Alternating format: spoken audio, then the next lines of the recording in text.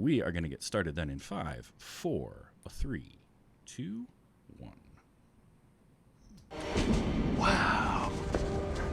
We've got something in common. We both know our guns. What we don't have in common is that I don't care if I live, and you do. Sean, that hurts. You're not having any fun, are you, Sean? Why don't you come with us? Try terrorism for hire. We'll blow some shit up. It's more fun.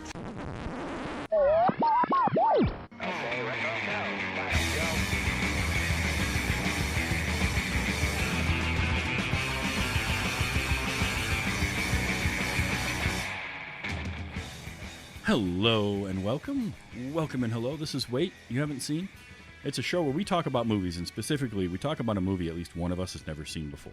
I'm your host, Travis, a.k.a. TV's Travis. This is episode number 227, and it's the kickoff of Cage-A-Palooza 2023, where we spend all of August celebrating the wonder that is Nicolas Cage. Joining me this week from Made You Watch a Podcast, because she had never seen Face Off before, it's Melanie. Mel, how you doing? Hi, I am doing great. How are you, Travis? I'm certainly doing better than I was before I had seen this masterpiece. I am doing quite well. So, was this one, like, did you have any history at all knowing about Face Off? Have you seen, like, memes of it even, or anything like that? Or was this one that just kind of before your time and you just never even heard of it? I have two pieces of context for Face Off. Number one, I'm pretty sure that in Community, that one episode where Abed watches way too many Nicolas Cage movies, and the impression that he does, he is pulling heavily from Face Off. So when the guy started monologuing right away, I was like, Abed. Number two, Threat Level Midnight on The Office is such a direct parody of so many movies, but especially this one. Oh, yes. Halfway through the movie, I was like, Golden Face! So this movie came out in the wake of Nicolas Cage winning his Oscar for Leaving Las Vegas. After Leaving Las Vegas, his next three films were The Rock, Con Air, and Face Off. And it was sort of this like triple threat over the course of 2 years of these action movies. It was Nick Cage being an action movie star of the 90s. And all of them are just time capsules of the 90s and 90s filmmaking. And this is easily the most ridiculous premise of the three of them. And it starts, and these three movies started off with Nick Cage having to stop terrorists from destroying San Francisco with nerve gas from Alcatraz And I love Island. how it's always just vague terrorists. We're not told what they want or why they're terrorizing us. They're terrorists. Don't worry about it. Yeah, no, that was the 90s. You didn't need that. It didn't matter. But this was directed by John Woo. So if you're familiar with his movies at all, you see some of his hallmarks in that we'll kind of talk about. But it's crazy, in your face, just all out action in this. And here's one of the things that I'm first curious to know. Did you feel like you were watching a 2-hour and 20-minute movie while you were watching this? Oh, yes, I absolutely felt like I was watching a 2-hour and 20-minute movie. There was a point near the end where I had to do something else, so I needed to speed it up so I could get somewhere on time, so I started watching it on 1.25 speed, and I was like, this has made no difference. As a matter of fact, I am enjoying the battle scenes more because they're not slowing every other sequence down. So there's a John Woo thing right there, is slow-mo. John Woo loves his slow motion. If you've ever seen any of his other movies, like Wind Talkers does a lot of slow motion. Hard Target was Jean-Claude Van Damme and the most amazing mullet you will ever see. Well, that's a competition for sure. But he loves his slow motion. So this was a lot of slow-mo in the fights, especially. A lot of that, and doves. And if you notice the doves all around at the end. And the Virgin Mary over and over again. Yep. Yeah, he definitely uses that kind of iconography as well for, whatever reason. Just because it's there. What was she saying? What was she trying to say? You're thinking about it more than he is. But what's great about this movie is it doesn't at any point pretend to be anything more than it is, which is like, we're going to take a ridiculous idea and just go for it. And I think part of what I love about this movie is that, like, it says, you know what? Like, reality be damned. Check your brain and enjoy the idea of an FBI agent switching faces with a con in order to get information from the guy's half brother or twin brother in, like, the most ridiculous prison ever. And it never stops. I did read that the script originally was set in the future of some undisclosed amount, and John Woo was like, nah, it makes more sense. It's more fun to put it present. And I think it works better having it be present day in the 90s. Yeah, because you know what? If they tried to set it in the future, I would be laughing even more about how ridiculous it was. Setting it in present day is like, check your reality at the door is exactly it. You said it right. It's a kid's movie for grown-ups, you know? Mm-hmm. You don't need to worry about, just suspend your disbelief. You're going to have fun in here. But I was wondering, for about the first 30 minutes, I was like looking on IMDb and looking at like its awards and like its review, the critical reviews mostly. And I was like, did people take this seriously? Was this a serious capital F film? Or are these critical reviews being ironic? And they're kind of a little bit of both, I think, in that, like, its IMDb rating is around a 7.3, I think is what it sits at, which feels about right for this kind of a movie. It's like, if you like just action, you're going to enjoy this because it's going to give you that. But also, you've got John Travolta and Nick Cage at this point were both pretty big draws. Like, Travolta had made his renaissance. This was post Pulp Fiction. He was a big name again. He had worked with John Woo a year or two earlier on Broken Arrow, so he was still a big draw. As you're saying this, John Woo's name sounds familiar, but I don't know if I've seen any of his films. You may or may not have, but you've definitely heard his name. He did. He got I've his definitely start. heard his name. Yeah, he got his start in Hong Kong cinema, and so he worked with Chow Yun-fat a lot in the 80s. Things like A Better Tomorrow and The Killer. And if you study enough film and you watch enough like top 10 lists, something John Woo is going to show up on there for like action sequences. He famously has one where they did a long take these guys come out of an elevator. There's a big shootout. They go into an elevator to go up a floor, and the shootout keeps going. And it was actually shot on the same set. They just got into the elevator, kept the long take going, and the crew redressed the set.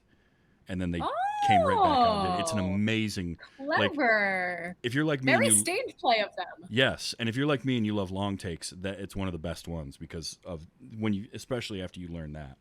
I can appreciate a long take because I think I've told this story on our podcast before, but when I was 16, my friend was making like a student film, and he had me be like in a long take of like a party, and I was in the back, and I was one of the only people with lines. I had to vamp a fight with my fake boyfriend for like an hour while he got the shot right. It was cold. It was the end of October. So I'm intimately familiar, and like I'm always watching for long takes. I'm like, these actors were miserable. They probably Maybe not were. as miserable Yeah. Long takes for me are just always so much fun because you know how much went into doing that, and the fact that like, if one person made a mistake and you got to reset everything.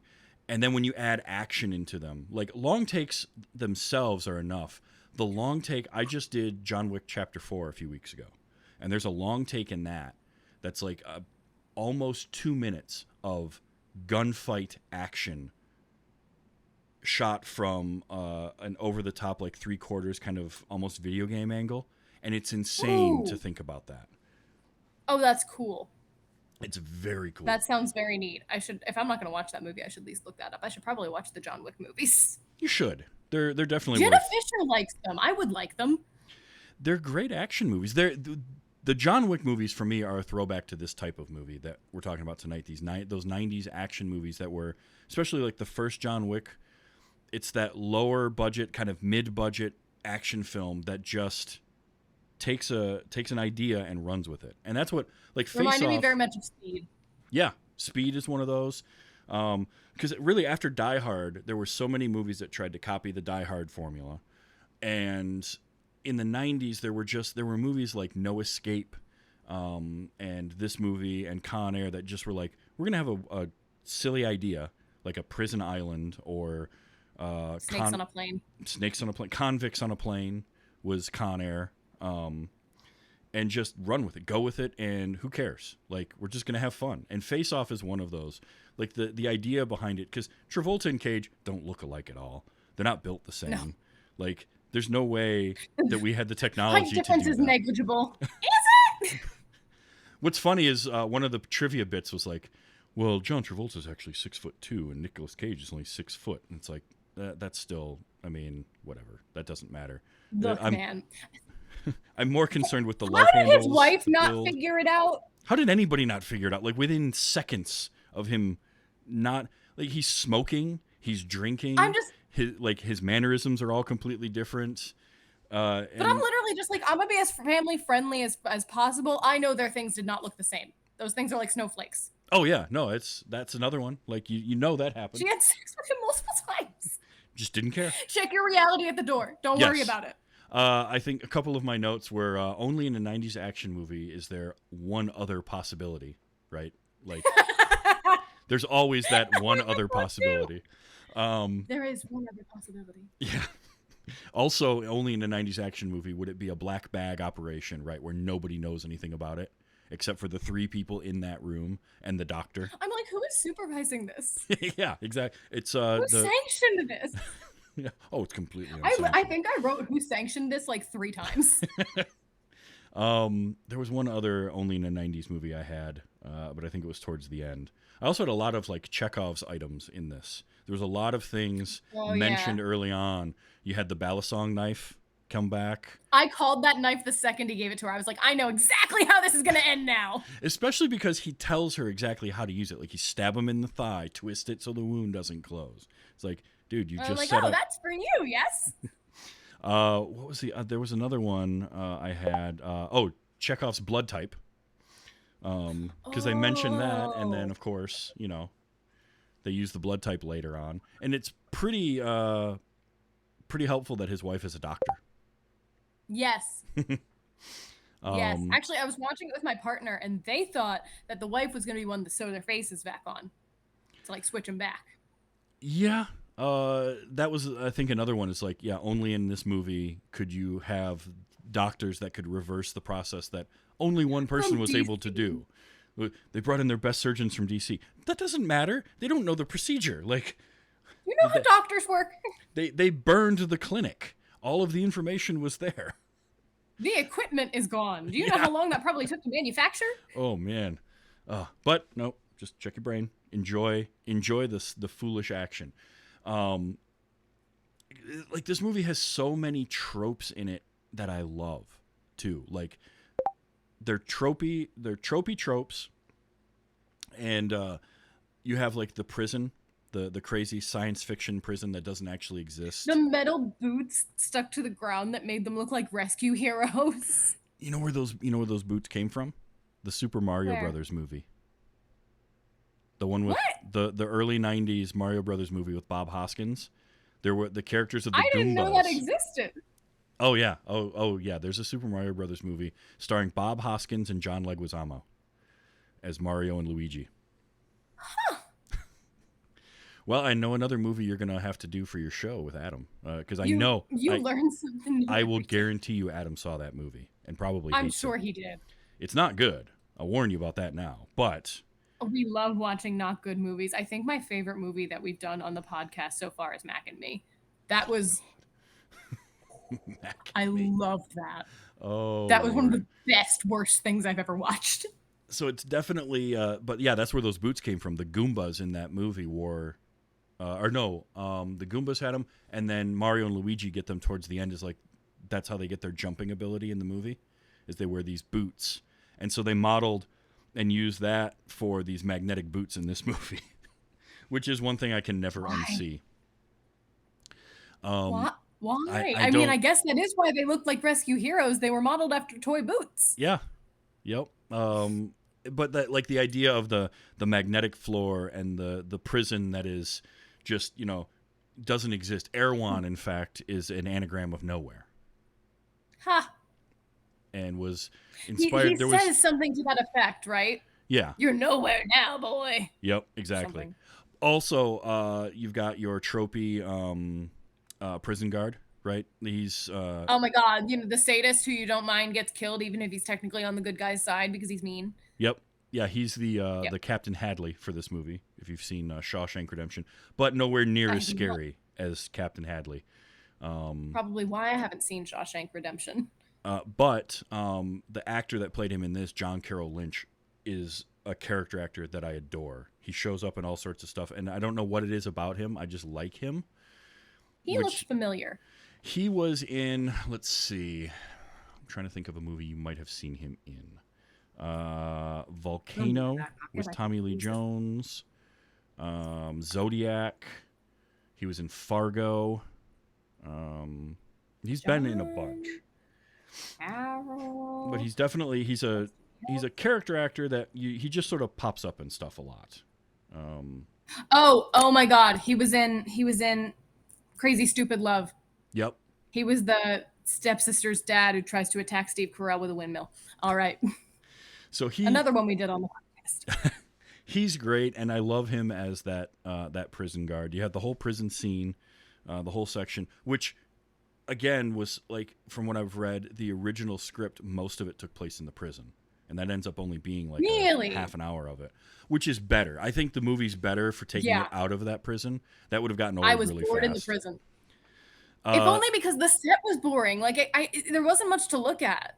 No, because it was so small. Like, it was only that one, basically the one room, and then they had the action sequence in there, which was fun. There's some fun characters in there, but they're not. Oh, absolutely. There's not enough of them. A young Thomas Jane as Burke. I love that because I forget that he's in this movie.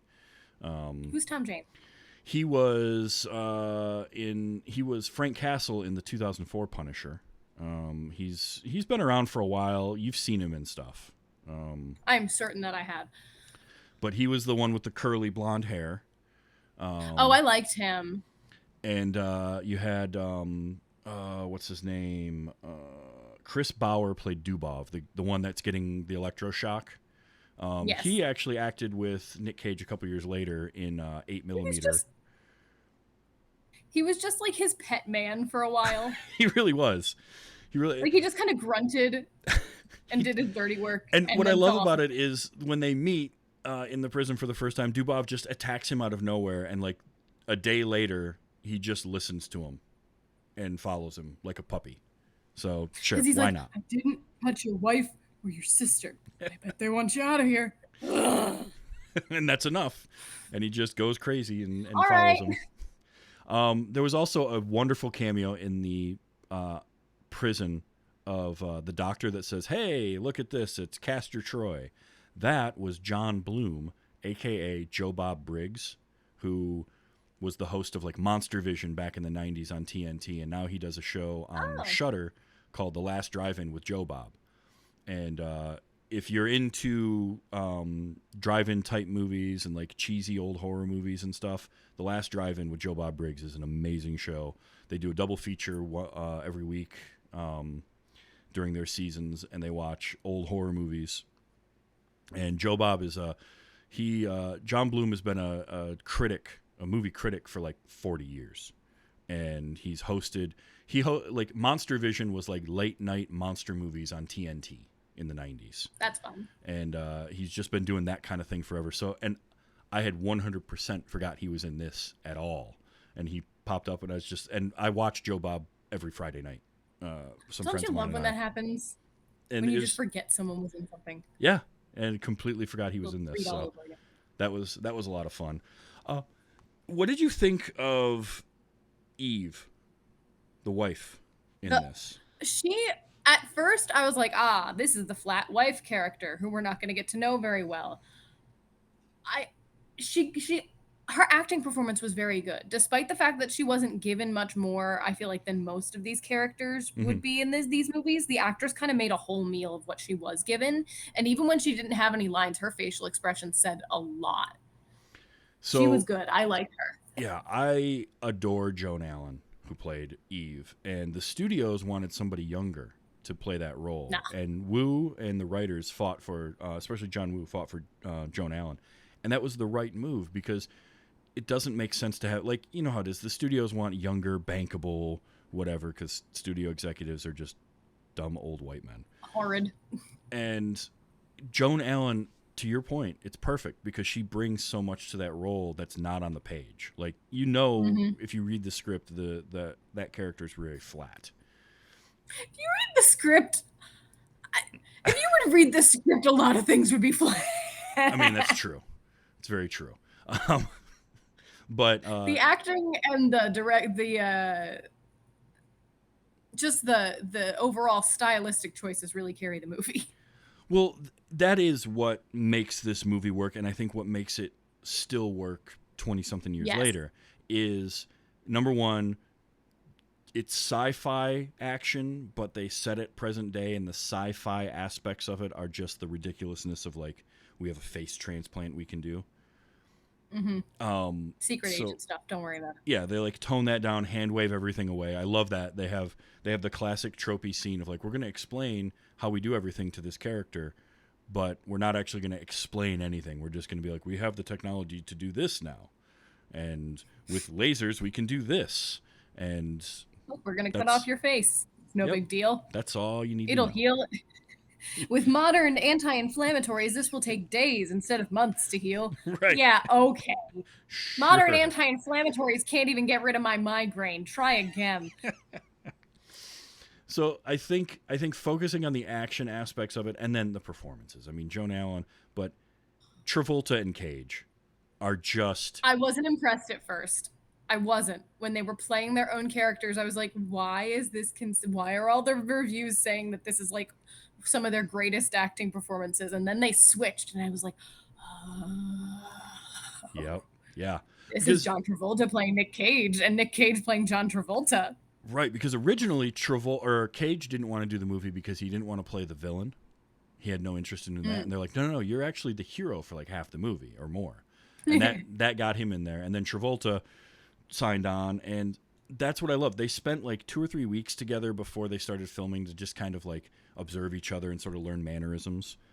And it shows in the movie because their performances are just, they're killer. They're having so much fun. That's what it really comes down to, is you can tell they enjoy what they're doing, and they're just hamming it up, chewing scenery left and right, doing what they do. Like Cage. Because that's just, yeah, that's a fun acting exercise. Oh, it absolutely is, to act like somebody else, but still be yourself. So he's like... Be your friend. Yeah, Nick Cage has to play the character of Sean Archer pretending to be Castor Troy. That's a lot to like take in and do, and on top of that, it's Nick Cage, so you know he's going to crank it to 11. I think I found, I want to say, at least 3 or 4 times where he did the cage up, where he like stops what he's doing and just tries to get his eyes to pop out of his skull, and give the big weird smile and just look completely insane. He did that at least. You know, it's going to be a big times. one when he looks down first. Yes. So he does the little 1, 2, 3. Yes. Oh, it's so good. And Travolta is so good as a villain because he relishes it. Like, he does. He played the villain in Broken Arrow. He did it in this. He did it in Punisher. He's done it in a few other movies, and he just seems to enjoy kind of being that. I have to feel like it's some kind of a release for him. Like, I get to play sleazy, a crazy sociopath. Slimy. Yeah. And poor Danny Zuko went straight in the 50s, and he's been trying to get back there ever since. I think slimy is the best way to put it. That is a perfect way. He's just like greasy all the time, and you don't trust him. So even if he's sort of one of those actors that then even when he's playing the good guy, you're like, yeah, but at some point you're going to do something crazy. Like, I don't know. I just don't trust you. It's like watching Anthony Hopkins in something. You're just waiting for him. You tried to lose it. I wonder how much of it. Yes. Waiting for Anthony Hopkins to lose it is another fun game. Yeah. But I feel like with him, it's just Danny Zuko and Grease. It's like, you grabbed Sandy's boob. We're never going to trust you again. You're always going to do something. It's true. There's so much, like the opening of the movie with that flashback moment on the carousel. And again, that's all in basically the whole thing in slow motion. But what kills me on that is the mustache that Cage has. That mustache was epic, and you really get to see like it's full frame for like 30 seconds. It's just we're just looking at nothing but mustache and lips, Yep. which is a lot. But now imagine seeing it, because I saw this in the theater, so you could imagine. No, that's too big a mustache. That's too much mustache to handle.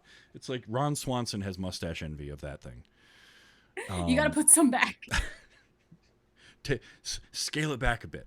But it's a Save great some mustache for somebody else.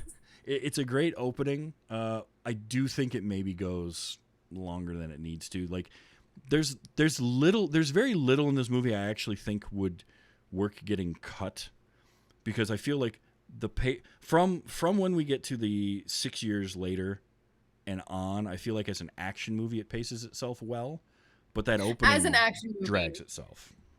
I feel like my eternal opinion on action movie fight scenes specifically is like, oh, this could have been like a couple minutes shorter. This is just going on, and people can't get kicked in the face for this long. But I think that's just me. Now, one thing is, if the movie were all in normal speed, it's probably about 20 minutes shorter. It's probably right about that 2-hour mark if there's no slow motion used. Yes.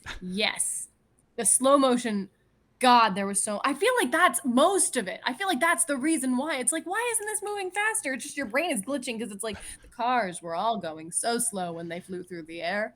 What's happening? And that is John Woo. He loves his slow-mo, and he likes to really let you see everything that's going on. Now, one thing that it does help me to appreciate is the fact that this is made in a time before they had the ability to do any CG to the action sequences to extend them. So there was CG. I forget that.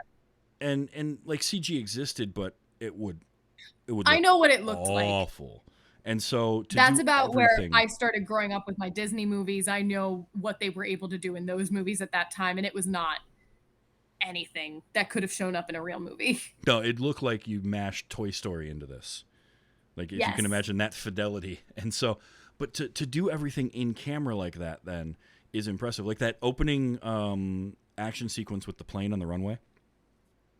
When the helicopter was holding it down. Yes. Oh, I love that. It's so dumb. It's so incredibly dumb that the helicopter is hitting the tail and keeping it in place. It's like, I guess that would work, but really? Well, my only question is, how did he do that without the rotors hitting the tail too? Because it didn't look like there was enough clearance for that. I could be wrong. Yeah, I know. But they had only one take of that because they actually wrecked a plane running it into a building. So that was a full-size plane crashing into a full-size building. They had one take, so they set up. And this is why movies like this, part of the reason filmmaking wanted to move so much stuff to CG was, obviously, if you screw something up, you can redo it. But cost. They had to set up 13 cameras to capture and get all the coverage that they wanted for that shot of that plane hitting that. Because for you can't, stuff like that, I get it. Once. Yeah. Like, good God, I don't want you to blow up a plane to entertain me either. But I also don't want you to do a scan of an extra's body and then put them in the background in perpetuity. There's a line. Yeah, there is. Just had to throw that out there. But it's interesting to do it full scale because a movie I talked about a few weeks ago, The Fugitive, had a very famous crash scene with a train and a bus that they The Fugitive, did. I know. Yeah, and that was a combination of miniatures and full size. Like, they actually crashed a train in that one into that bus, but they also used miniatures for parts of it. So it's like that type of filmmaking doesn't really exist today at the same scale. We've swung back to doing more practical effects and then digitally enhancing them.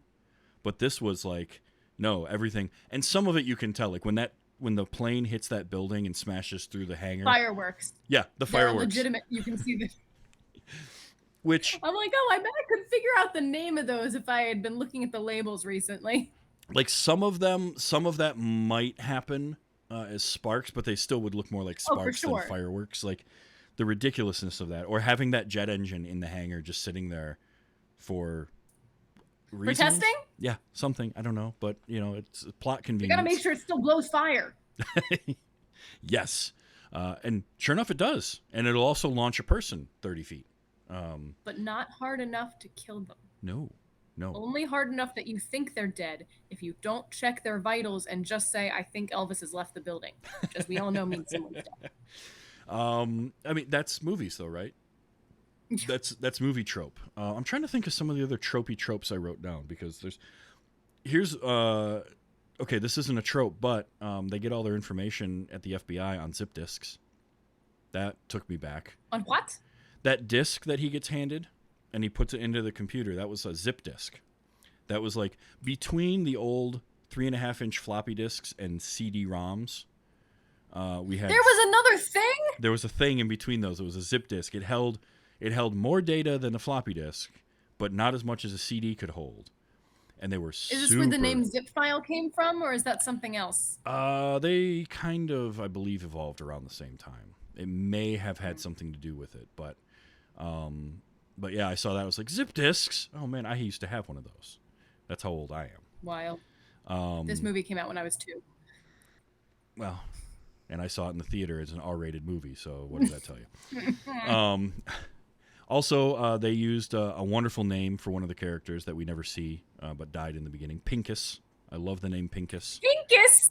I missed that. When he gets the bottle of champagne that they said was from whatever it was, the CIA or whatever, and he gets all upset. And he acts all depressed, and he's like, no, I don't want it. That's where I was like, Michael Scott? Excuse me, Michael Starn? But he names off like a half dozen different agents, and one of them is Pincus, and I just love the name Pincus. It's ridiculous. That. What was it? Teenager acting out the daughter, which that was... Turns around, and he's like, why are they making fun of you? And she has, frankly, what I think is like some proto-sick eyeliner. If she had a better pencil, I see what she was going for. And he's like, well, that's why people are making fun of you. I'm like, you are a bad dad. Yeah, no, totally a bad dad. But that was the 90s. Like, that was what dads did. And it was, my note was teenager acting out, dad who works too much and doesn't know her. Tropey, but sure, you know. We need some short hair. Teenager acting out too. Yeah. She's got to have her hair sticking up at odd angles with 1,000 barrettes in it because it's the 90s. Exactly. That was the look. What was the line later when it's Castor Troy says, if you dress up like Halloween every day, the ghouls are going to come after you or something? I did not like that line. No. I mean, I liked it, but it made me want to punch him, and that's why I liked it. Mm-hmm. Oh, it was very effective. What is... okay. All right. So... I made movies in high school around this time. We were doing our dumb action movies that my friends and I would do. I love when people make dumb action movies in high school. We stole so many things from this movie. There's the when they're circling each other, pointing guns at each other, and they do like the arm flip, where they're both pointing, and then for whatever reason they just change sides as they're circling each other. It makes no sense whatsoever. We use that exactly. Like we would use that every time we would have a face-off scene in a movie that we were making. We were gonna do face-off from face-off. Yeah, we were gonna do a boat chase in a movie we had because we had friends with boats. We never got around to doing that. It went from a boat chase to it was going to be a jet ski chase to we can't do either of those, so we're just gonna like chase on foot. What a missed opportunity. I will say, though, the boat chase at the end of this is amazing. I love that they checked off their chases. We had the plane, like the airplane chase. We had a car chase at some point, I believe, and there was also a boat chase. Only thing we were missing was a train chase. Train chase, yeah. They chased each other on foot at one point. We used almost every vehicle possible. So we didn't have trains. We didn't have tanks. No tanks. No tanks. I wouldn't have thought of tanks. Well, the only reason I thought of trains was because of Speed and The Fugitive. Speed and The Fugitive, but tanks is because I think of because James Bond GoldenEye was only a couple years before this movie, and he has the tank he drives through St. Petersburg in that. So missed opportunity there, John Woo. Although Indiana Jones also, they chase in tanks in that one. That's true. The third one. I think though John Woo doing a tank chase with all the slow motion, it's just like watching still photography at that point. You're just what? Are you going to get across the screen at any point? No, we can't do a wide shot, John. We can't. It would take all day. You would see the sun move. That'd be great. Just watching the sun moving in the background as the tank stays in one place. Yeah, Travolta and Cage are so great. I have audio I'm going to play later because they're fantastic. But again, some of these character actors showing up in like these smaller roles that either went on to have careers, or there are a lot of those. And 90s movies have a lot of this. Maybe it's just because it's when I grew up. So like I have memory of seeing these faces, and then they pop up in something later, and I'm like, oh, I didn't think about that, but yeah, I saw you in Con Air for what, and like it just gets locked into my brain. But like Harvey Presnell is the old man that has the heart attack, the kind of FBI director. You know, he shows up for like 2 scenes. I like him. He was in Fargo. He was in a lot of TV people show. From Fargo. Yeah, interestingly, because him and John Carroll Lynch. He was in a TV show about the same time that was on the air called The Pretender that I loved. It is it was a late 90s show about a guy who he's a super genius that can be anything he wants to be, and he's on the run from a secret organization. That's all you need to know about the show. But Harvey Presnell was in that. The doctor in this is played by Colm Feore, who is another actor who kind of pops up in things a lot, and you never think of him from. I never think of him from like one specific thing. He doesn't have that one role, but I see him in a lot, or I hear his voice, and I just love him because he's the tropey doctor / scientist in a 90s action film that gets to do all of the science-y technobabble. Just say the explanation and go, sir. Wear glasses and a white lab coat. You say the explanation, and you probably get killed. Yeah. Yes. He is, what is it? Brent Spiner in Independence Day is that character. He's the crazy doctor who says a bunch of stuff and then gets attacked by the aliens. So he plays that here. Gina Gershon is Sasha, which. Oh, yes. And she got this role based off of, she had done a movie the year or so before, a Wachowski siblings movie called Bound. Which was we did that on the podcast. Bound was one of my favorite ones. And she got this role because John Woo saw her in that and liked her. And who wouldn't? It's true. I mean, let's be honest. But I liked the character in this. Her and Eve are 2 characters that I feel like we could have almost based whole movies around. Right? There could have been whole stories told about both of them. And it's Joan Allen and Gina Gershon adding so much with their performance to a character that was probably just nothing on the page. Just like, oh, this is, and we need a woman, you know? Yeah. Because he has kids, and that had to happen somehow. Right. Well, and that was an interesting thing because her and the bald guy, Dietrich, who's played by Nick Cassavetes. Also kiss? Yeah. What's happening? They're siblings. They have that kiss, and there was supposed to be some background that like the son came out of a tryst between Castor Troy and the 2 of them, and so they didn't really like dive into that much, and it was just sort of like, I think that was more of a background thing, like these people are just weird and depraved, and so the 2 of them, it was actually the actors, it was Gina Gershon and Nick Cassavetes that kind of came up with that idea to have them have that kiss right before they leave. It's just like they're just super, super close. So it's like you can read into it as being really weird or not. I know when I was younger, I didn't think anything of it at the time. Like it just didn't register with me because there was so much else going on in that scene. I watch it now. It didn't register with me because I forgot he was her brother because there was so much else going on, and then he was like, killed your brother, and I was like, wait. Hold on a second. He is another one. He's a character actor, but he's also a director. And he's just having fun in this. Like he showed up on set and he'd shaved his head. And John Woo was like, "That's perfect. I didn't even expect it, but it works." And he's just playing this character he's got like 2 scenes that he's in, but he steals both of them because he steals that interrogation scene early on with Travolta. He is quite a presence. He's got it's something about the way he like smiles and laughs after he speaks. Yeah. It's like he fills the room up.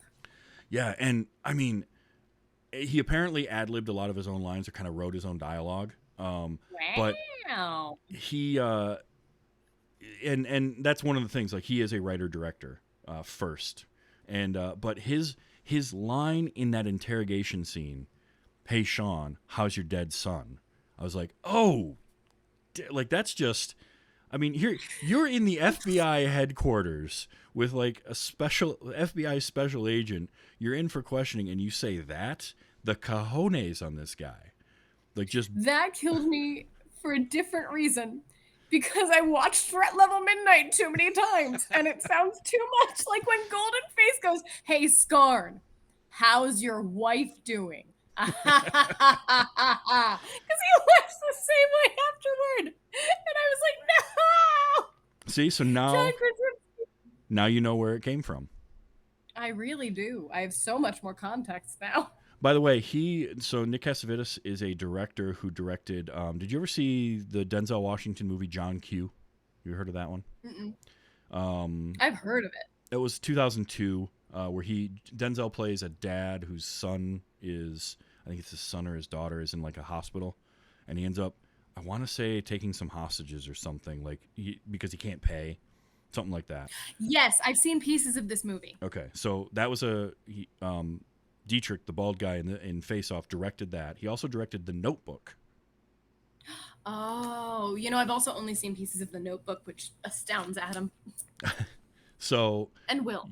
Actually, that Everybody's kind of surprised surprises that I haven't me. seen The Yeah, that. Yep. I feel like that's one you would have seen, but yeah, that's. I'm a person who looks like they should have seen The Notebook. You fit the profile. That's what we're all saying. I'm sure I'd like it. I'm already obsessed with Pride and Prejudice. The Barbie movie called me out. But he also Dietrich also has the great moment where they go where when Castor Troy / Archer shows up at his place, and then they give him the drugs, and it's the face off. The face. That was like it's such a weird scene, but again, like you could cut a lot of that out for time, but I feel. But you don't want to cut that. Yeah, you don't want to cut that stuff. And he's got that reaction at the end where he's like, no more drugs for that man. I also like that when they opened the drug bag, they made sure to include blunts, like just down on the side. Like, oh yeah, this man, that's a heavy part of his. This man does not take any downers. This guy is all uppers 100%. There is no way that Nick Cage's character in this movie has ever smoked weed. No, probably calmer. Not. Yeah, that's... Although maybe that's how maybe he is, and in which case I'm frightened to think of him without that. I don't want to see him off of it. No, give him more. I'm trying to think who else. Even like it's weird. James Denton is Buzz, who is basically in the movie for like 2 scenes, but he gets that moment of recognition where he pulls the ski mask off of him. And he's like, I can't shoot you because you're one of my agents, but you don't know that you're one of my agents, like that kind of thing. Chow Yun Fat. His name. Yeah, Chow Yun Fat was supposed to be in this movie, but he couldn't do it. He had scheduling conflicts, so the character he was going to play ended up going to Margaret Cho. Oh, and wow. I completely forgot that she was in this movie because she's not Margaret Cho in this movie. She's playing an actual character. She's just It would be like today casting Awkwafina in something and her being just completely like straight normal with no quirkiness to her at all. Like it feels weird. I don't even know what that would look like. I don't either. Well, it would look like Margaret Cho in this movie. Like which her face is very recognizable, but I doubted myself because I was like, I've never seen her in this context. Exactly. Am I being racist and this is a completely different Asian woman? No, that's definitely Margaret Cho. It is. Yeah. There's also like one of my favorite faces in movies, and he has no lines whatsoever, is Tommy Flanagan. I don't think he gets to speak at all. In fact, you only see him like in the backgrounds of shots, but he is Irish actor. He's shown up in things like Gladiator, Sons of Anarchy, and all this. But he's the guy that has those 2 big scars on his face. He's got a Glasgow smile. Oh. And he's very recognizable, but he's also a very good actor. Like outside of the recognizable face, and he got cast a lot in the 90s as like Thug or gang member, because he's got that look. It's sort of like, in fact, one of the inmates in this is an actor by the name of Thomas Rosales Jr., that his IMDb list of credits is insanely long, because he is like, you were making a movie between 85 and 2005 and you needed a criminal or a convict or a gang member. He was in your movie. He was like he was just one of those guys that would show up in everything. That's admirable. That is good, steady work. Honestly, Trying it to is. just get and go for those parts. That's really smart. Yeah, and Should I go for like terrified victim parts? You should. I feel like You should. You keep working. You get those. It might only be one day at a time, but it's day rate. So, but yeah, there's like there's just a lot of those little, like either uncredited or walk on sort of roles. The other one was Kirk Balls, who was, if you ever saw Reservoir Dogs, you would recognize his face, because he is the it's police on my list, officer. but I still haven't seen it. So okay. He's most known as the police officer who gets his ear cut off in Reservoir Dogs, but he is one of. I feel like when you have this many of people, like this many future famous people in a movie, it just points to the casting director being really, really good at what they do, just being able to spot talent. Yeah. Oh, absolutely. Another one, and this was, I had a note on. It was Danny Masterson is in this movie. Yeah. He's the boyfriend that Travolta pulls out of the car and beats up, the one that was trying to get all over. Oh my Jamie. God! Yes, and I'm like, well, yeah. Yeah. I guess I'm not too upset to see this. I had, my note was Danny Masterson as the boyfriend is prophetic, because they knew something. Like, he's apparently, they knew something was wrong. Yeah, I don't know. He fit the profile and they cast him, but yeah, that scene is great, because that's a scene of, because we're watching, throughout the movie, we're watching these characters playing each other and then slowly like devolving back to themselves. Like, Castor Troy starts off, he's not trying very hard, but like he wants to make people believe he's Sean Archer, but he slowly keeps reverting to like his old ways. And so when he comes outside, because he hears Jamie screaming and he walks out there, he doesn't beat the kid up because he's getting all over the daughter. He beats the kid up because the kid says that like the dad is a wuss. So he kicks the window out and just pulls that kid out through the broken glass and beats the crap out of him on the front lawn. He went out there because he thought he should. He beat him up because of who he is. Yes. And there's a lot of stuff in this movie that's like, wow, no passersby saw any of this and said a word. No. He's in Passersby don't exist in these movies. No. I did like when he drives right past the house and like has to slam on the brakes and then back up, because again, it's a movie. Was funny. It's a movie, right? So he slams on the brakes in the middle of the road and then floors it in reverse to go backwards, because that's what a normal person would do. Obviously. And she waves it away by, I was wondering how long it would take before you forgot where we lived. Like, no, he's never shown anything like that before. Don't explain away his weird behavior. This isn't your husband, and you should know this. I mean, my first question would be like carbon monoxide poisoning, maybe. Like if my husband started acting that weird, I'd be like, we need to get you to the doctor. You're not being normal. That's the best part, is she is a doctor, and none of that dawns on her. Like, she just. That's right. She would know. Oh. She would be like, you're either undergoing serious mental symptoms or you're not you. Yes. Oh, it's so. She was just too happy to be paid attention to. Yeah, pretty much. That was what they were trying to get across, and I guess it worked. Did you have kind of a favorite moment, like just something where when it happened, you couldn't help but smile at the ridiculousness of it? Oh, I had several. Hold on a second. This is when they were moving their faces, like putting one person's face on another face, especially the second time, like both times. they had to like mush them in place. And I was like, why the mushing? And why are we showing this? That's one of the things that I was like, you could have cut this out. This would have been, if you cut this out, no effect on the movie would have happened. And it was a good 30 seconds that they were just mushing the face into place. I was like, stop showing me this. Stop it right now. Interestingly, it's the only scene in the movie that John Travolta or Nick Cage are not actually in the scene. Their characters really? are, but oh, they had. No, I guess it would have to.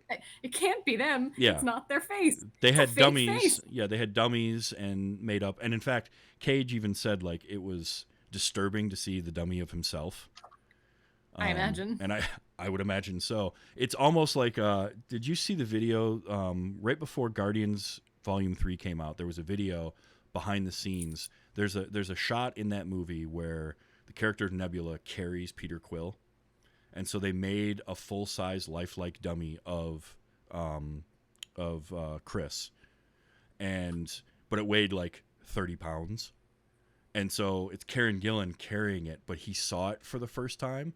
And he's just like, this is really, really weird because it's frighteningly accurate. And he's like, oh, that's why I had to spend the whole day doing the body cast type of thing. But he's seeing this thing. It's crazy. Like, I was reminded of Chris Pratt at one point in this movie when it was in the prison and he heard that the guy was living in it with his wife. All I could think of was that line from Parks and Rec where he's like, he's out there living it up with my wife and I'm in a cage training. But yeah, that was that scene in the hospital is the only scene in the movie that doesn't have either John Travolta or Nick Cage. They are one or both of them are in every single other scene in this movie.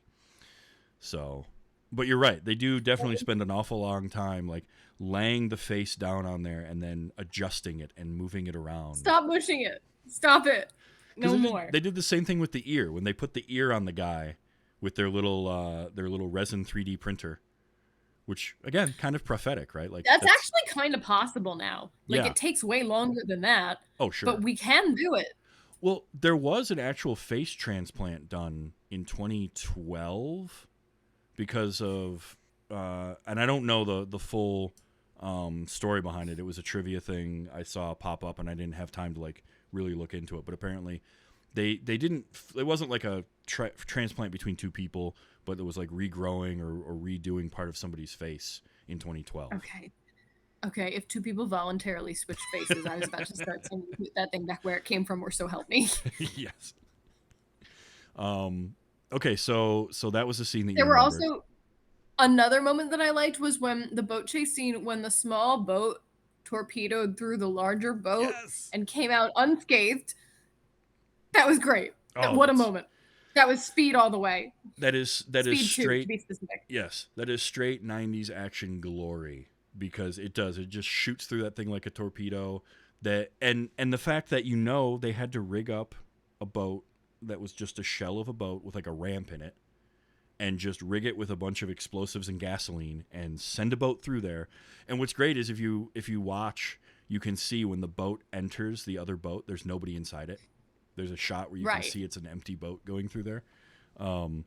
But yeah, and just the huge fiery explosion. And you're right, the boat comes out completely unscathed and just keeps on going. Like, dude, I've seen car crashes. The smaller thing is almost never the thing that survives. No. That's not how that works. Nope.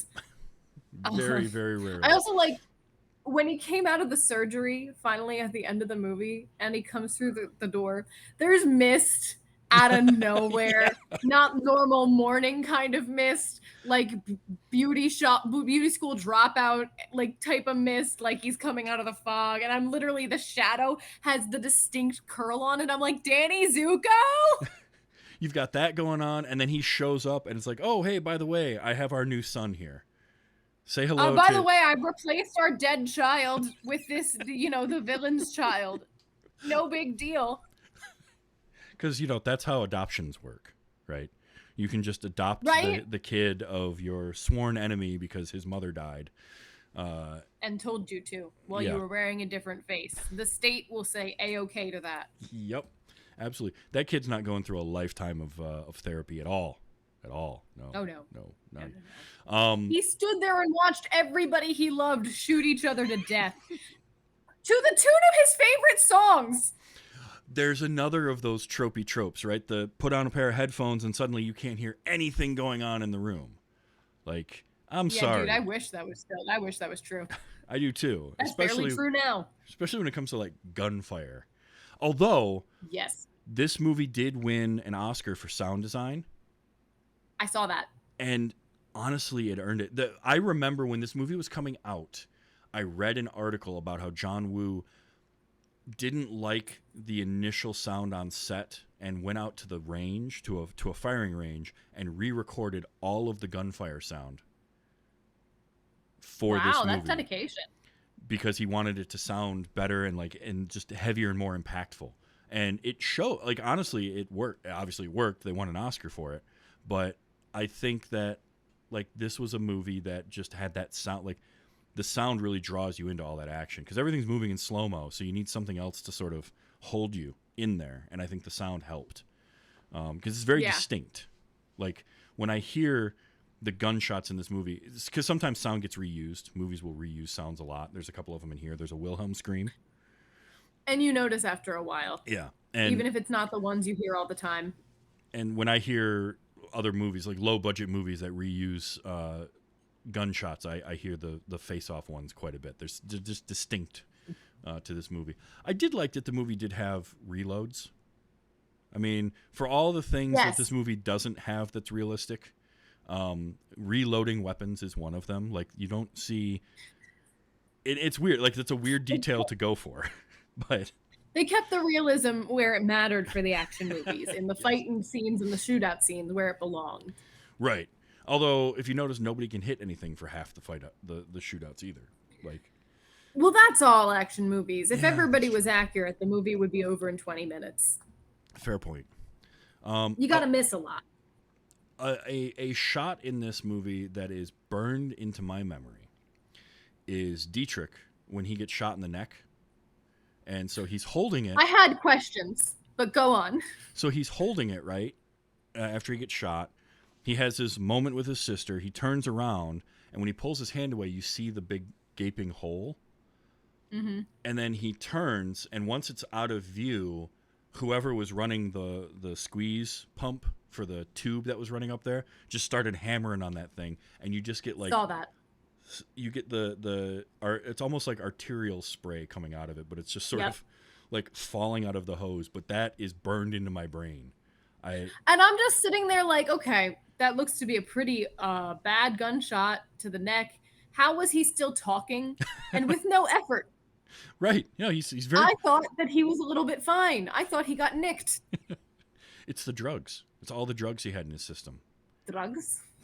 That's what's keeping him okay for the next 30 seconds until all of his blood apparently left his body through that hole. I did enough cocaine to give my sister one last weird kiss. Yep. The trope of like killing the FBI director, right, who's having a heart attack, because nobody's going to notice the yelling bruising. In your office about you ought to run everything by me. You're off the case. Nobody heard that, and nobody's going to notice the bruising on the back of his neck or his chest. No. Where he smacked him really, really hard. That was interesting. Don't worry about it. No, don't think about it. I just have so many notes that are like, oh, he's caging out again. Oh, there goes. It's like, come on, eyeballs, try to pop out of my skull. Come on, eyeballs. Top surgical team to perform. My partner at one point wrote in my notebook, that is the face of a psychologically well-adjusted man. There was a joke I remember hearing I want to say I was watching somebody review like one of the Ghost Rider films, and their comment was, if Nicolas Cage could undergo a surgical procedure to become an actual cartoon character, that he might try and do that. And I sort of... Oh, he would. The guy was like Bugs Bunny. Yeah, I kind of feel like he's this weird, like he wants to have a rubber face like Jim Carrey, but he doesn't, but he's trying to. He's trying really hard to. And I love it. It's uniquely Nick Cage to have that moment where he does that thing, where he's like in the prison, he just got hit in the face, and he's trying to pretend to be this character of Castor Troy. And he looks up and he sees the brother, Pollux, which the naming in this movie, by the way, the character names are amazing. To use Castor and Pollux as the twins. It's like, actually, you know what? You look at that guy and yeah, his name is Pollux. But he looks up, he sees him, and then he does the look down and then look up, and he's got the wild eyes, and suddenly he becomes the other character. And it's like, only Nick Cage. It's like crazy brother energy. Like, you know, when there's like a young boy who has had too much sugar or something. Uh-huh. And it's like they're in the middle of their sugar high and they're trying to be as funny as possible. It's that, but it's a professional actor doing it. So it's so much more intense. It's so great. Like, it shouldn't work and you shouldn't be able to get away with it, but for some reason he does, and it's wonderful. It's wonderful every time you see it, no matter how insanely ridiculous it is. But there are actors that try, and they just don't have it. There's something about Nick Cage. I think it's because you can't be trying. Like, it has to come from within you. Yes, you have it or you don't. He has that thing, and he can do that. Whatever it is. This movie is bonkers. If you haven't seen it before, it's worth seeking out and finding to watch. It's one that I like to go back and rewatch. It's just like, I just need some dumb action. All right, Face Off. There we go. Like, did you see Hot Fuzz? Mm-mm. Okay, so that's a movie you should see, by the way. Okay. Absolutely. But in that movie, one of the characters is obsessed with action movies, and his favorite is Bad Boys 2. And at one point, I actually really like that movie. At one point, he looks at the other character, and he's like, Point Break or Bad Boys 2? And he's like, I don't know, which one do you think I would watch? He's like, no, which one are we going to watch first? Point Break or Bad Boys 2? And, like, I feel like Face Off is in that same realm. Yeah. It fits in there perfectly. I think had it been a movie that they had the rights to name drop in Hot Fuzz, they would have, because it's just perfect for that. John Woo was and is such a unique visual director, and his style from Hong Kong into the 90s, if you see his movies, you kind of know it. He also directed Mission Impossible 2, which is... Yes, I did see that in his... That was like the only title I recognized in his list of movies. And it's unfortunate. That movie has the unfortunate distinction of being the least John Woo of like all of his movies, and also the worst. Well, it's Mission Impossible. It's going to take away your personality. Yeah, and then then on top of that, it's like the least Mission Impossible of all the Mission Impossible movies. So it wasn't a good mix. Like, I love John Woo, and I like Mission Impossible a lot, but they just didn't work well together. It like seems on paper like they should, but having seen this movie now, I can understand why they wouldn't. Mm-hmm. Like, if he doesn't want to pull back on that, I can't assign a word to the quality. I just know it's different. Like, it's almost whimsical, but that's not quite the right word. It's like whimsical in an action movie way. Yeah, it's unique, and I love the way that his stuff looks, because he relishes in like these visual flourishes, right? Something as simple as the guy getting out of the car in the beginning of this movie. Nick Cage's Castor Troy getting out of his car. They throw a wind machine on him so that his coat flips up. And that was the moment I knew. I was like, I understand this movie now. It's like, this movie understood the assignment, and okay, you check out and you watch. And that's John Woo. That's the stuff that he does. And this was him getting to do an American film without as much studio interference. Like, Hard Target is pretty good, but there was some studio interference in it because he wasn't as well known a property in the States yet. And again, I think it's dumb if you've got somebody who has made movies, but at the same time, I sort of get it, because like Hong Kong cinema is a very different style of filmmaking from Hollywood. Jackie Chan's talked about that a lot. Like, Jackie Chan famously had said there was a shot in one of his movies where he has like a Chinese style fan that he throws up in the air and it swirls around and then he catches it. And somebody was talking about what a cool thing it was to do, and he's like, yeah, it's not like I'm that good at doing it. I'm allowed to shoot that as many times as I want until I get the result that I want, because that's what you could do in Hong Kong. They would let him just do take after take after take until he got the result that he wanted. He's like, yes, I'm good at doing these things, but I'm not any better than anybody else. I just have the luxury of being able to do them 100 times to get the one that worked. I'm not as good as you think I am. I have editors. I have editors and I That's have like, you know, it's limits. interesting he said that back then, because I feel like that's the giant thing that all social media influencers almost have to say as like a disclaimer on their stuff now. Like, remember, my life isn't perfect. I like, you only see the stuff that I edit and show to you, blah blah blah. There's that whole like cultural shift of like, oh, everybody's jealous of the influencer lifestyle, but nobody has it. But it's, you know, in miniature, because it was just a movie. It was just the movies Yeah. Well, as opposed in to a all of way, and society.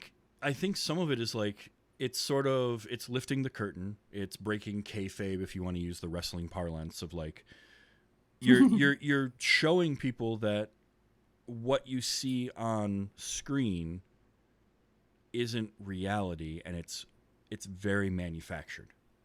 And there's nothing wrong with that, and it's very entertaining, but it's not real life. And you shouldn't think of it that way.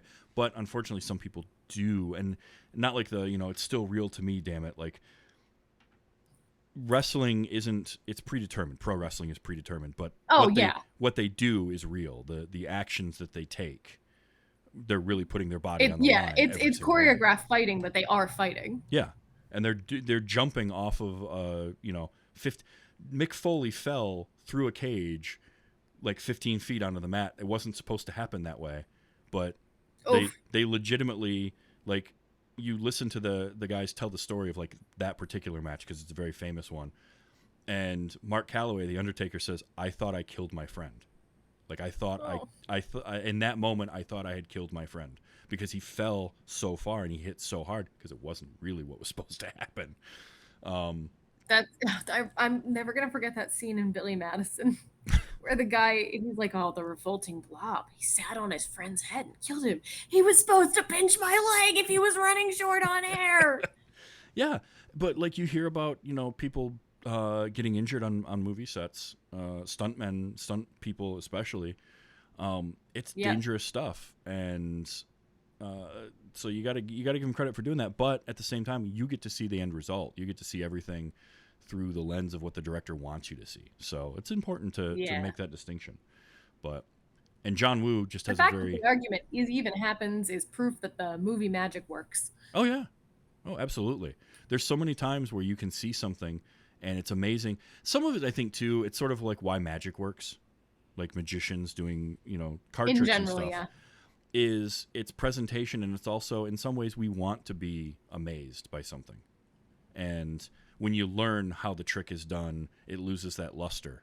When you, because like I can watch, I don't know all magic, but I can watch magicians and there's things I can pick out. I'm like, okay, I know the method of how that's done. Now for me, even if I know the method of how something is done, watching somebody who's just super trained in doing it, I'm still blown away. Like, no, I know the mechanics of how that works. I've tried to do that and I fail every single time. Like, it never looks that smooth. And it's the same thing. That makes it cooler?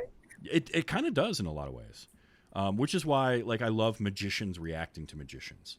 Because they'll do that same thing. Oh, that must be fun. They won't. It's like watching, you know, anybody who's a real good, like a professional at something, watching other people do it and be amazed, is always so fascinating to me. Because like this person knows how much work and effort goes into doing that. You know, a director talking about another filmmaker or actors talking about other actors do that so much. Like they know what goes into it. And then to appreciate they have more that. Context. Yeah, they really do. It's almost like they can tell us why it's amazing.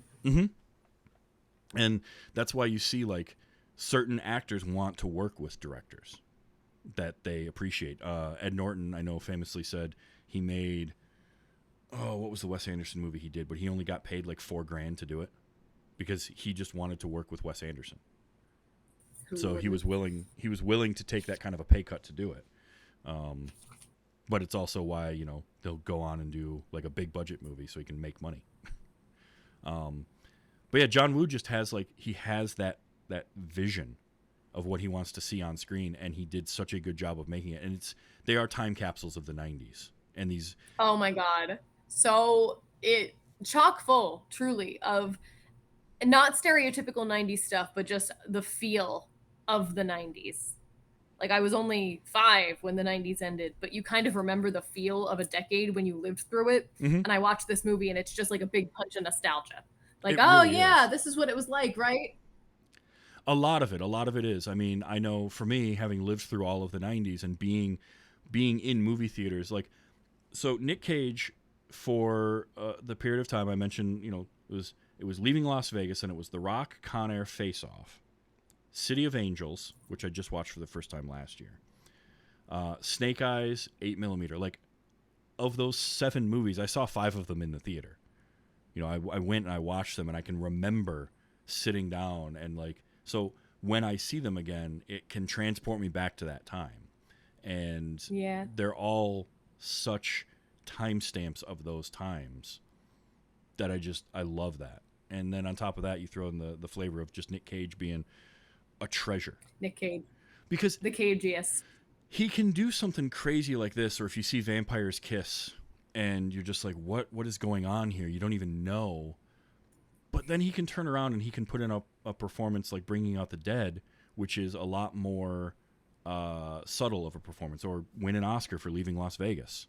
He's just a good actor, and he knows how to have fun, I think.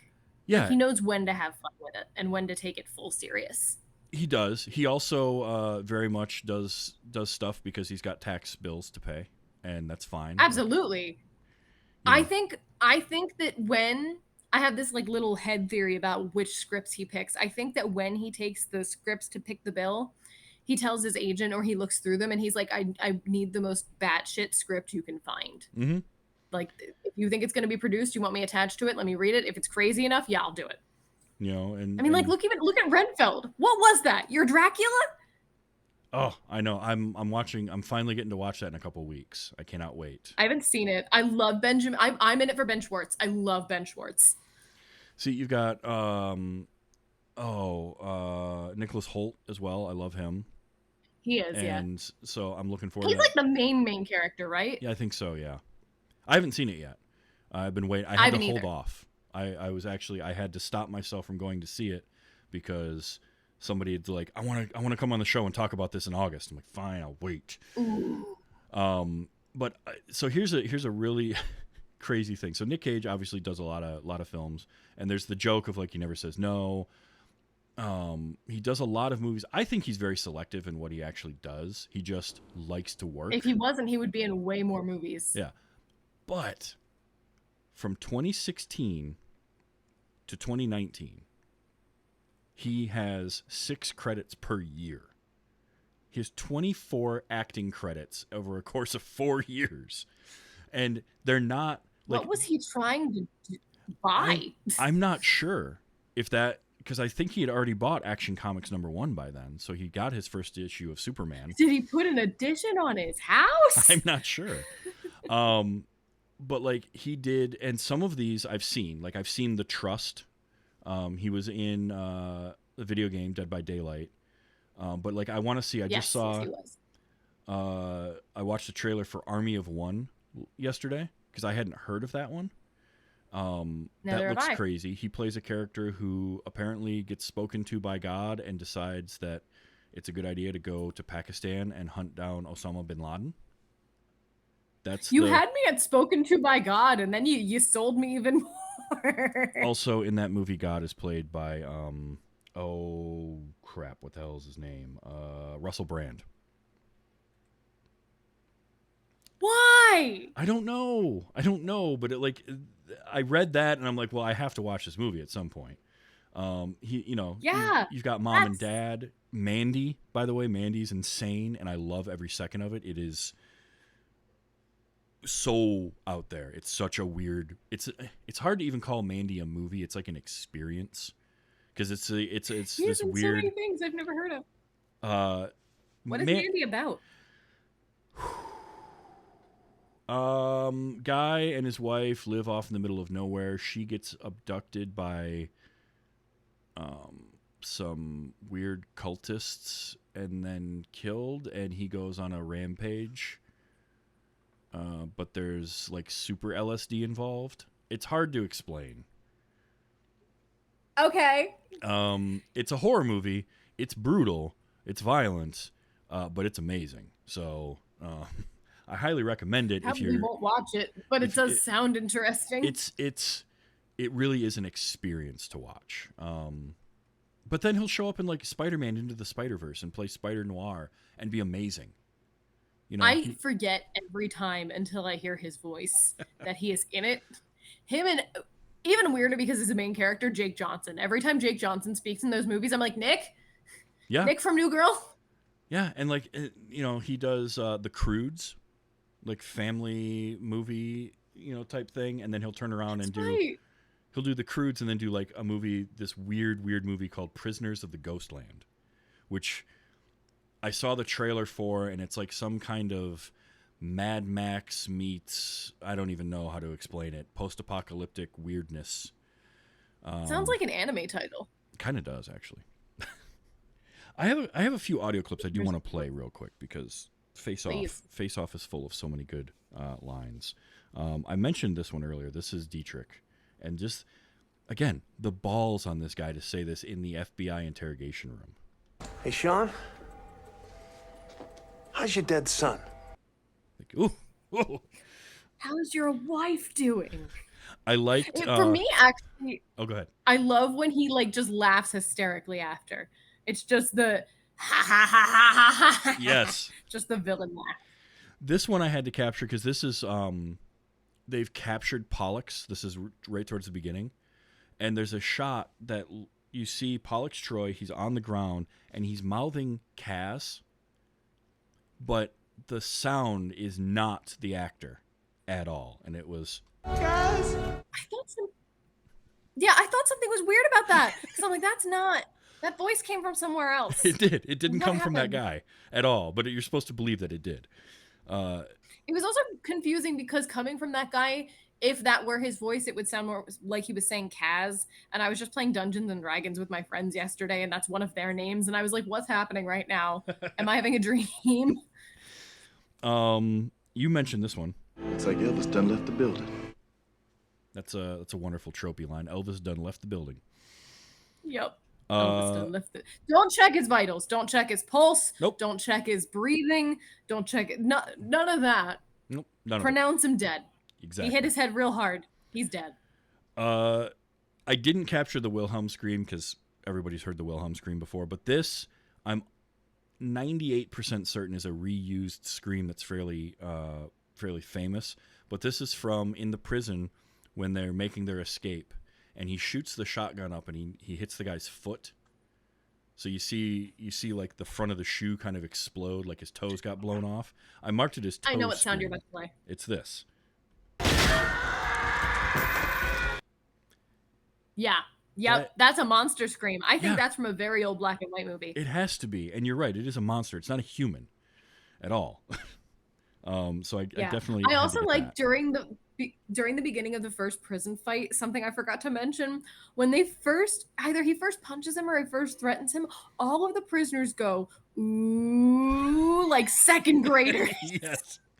Yes. That was actually one of my favorite parts. John Travolta, one of the trivia pieces I read was that Travolta asked the filmmakers if this was a dig at him, and they're like, no, it's just Castor Troy would be this vain that he would make fun of it, and it was This nose, this hair, this ridiculous chin. this ridiculous chin.